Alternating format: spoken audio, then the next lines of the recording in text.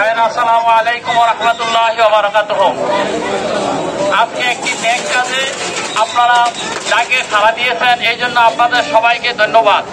কারণ এই মাহে রমজান এটা আমাদের সম্মুখে একটা বড় একটা মহাপূর্ণ একটা মাস। এই মাসের যদি আমরা যথাযথ সম্মান দিতে পারি তাহলে আপনার পক্ষ থেকে আমরা বারাকা নসিব করব। তো কাজেই এই মাসে যত নেক কাজ আছে আমরা সবাই করব, মানুষদেরকে বুঝাবো।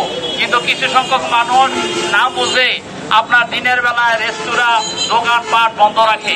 এই জন্য আমরা তাদেরকে খোলা রাখে তাদেরকে বন্ধ রাখার জন্য চেষ্টা করব।